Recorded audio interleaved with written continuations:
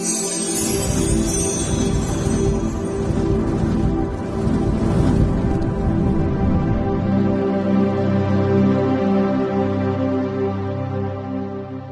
guys.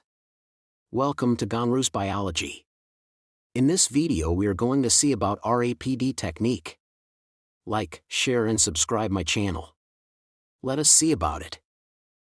RAPD, or Random Amplified Polymorphic DNA, is a molecular biology technique used for the detection of genetic variations and polymorphisms in DNA samples. It is a type of PCR, polymerase chain reaction, based method that does not require prior knowledge of the DNA sequence. Principle of RAPD relies on the fact that short, arbitrary DNA primers can anneal, bind, to random locations in the genome. Principle of RAPD relies on the fact that short, arbitrary DNA primers can anneal, bind, to random locations in the genome. These primers are typically 10-20 nucleotides in length and are chosen for their ability to produce polymorphic, reproducible patterns of DNA fragments. The procedure for RAPD states that DNA extraction, the first step is to extract DNA from the sample of interest, whether it's a plant, animal, or microorganism. In PCR amplification, a single short, arbitrary primer is used along with DNA polymerase, and nucleotides DNA sample is subjected to a series of PCR cycles. This process amplifies specific regions of the DNA that are flanked by primer binding sites.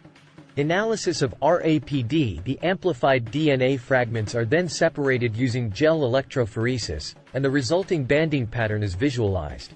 Each band represents a DNA fragment of a specific size that has been amplified.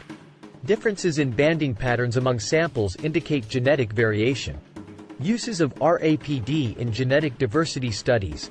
RAPD is often used in population genetics to assess the genetic diversity within and between populations of organisms. In taxonomy and phylogenetics, RAPD can help in studying evolutionary relationships among species or subspecies. In plant breeding, RAPD is utilized in plant breeding programs to identify and select individuals with desirable genetic traits. In forensic analysis, RAPD has been used in forensic science to analyze DNA samples, although it has been largely replaced by more advanced DNA fingerprinting methods.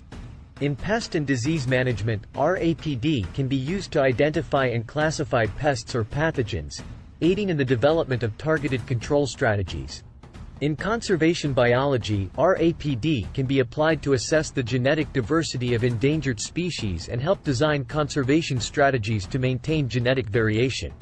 The advantages of RAPD are: requires minimal prior genetic information, relatively quick and cost-effective. It can be used with small amounts of DNA. Limitations of RAPD: RAPD is less reproducible than some other DNA fingerprinting techniques. It may not be as informative as methods that target specific genes or regions of interest. The quality of results can be influenced by the choice of primers and reaction conditions.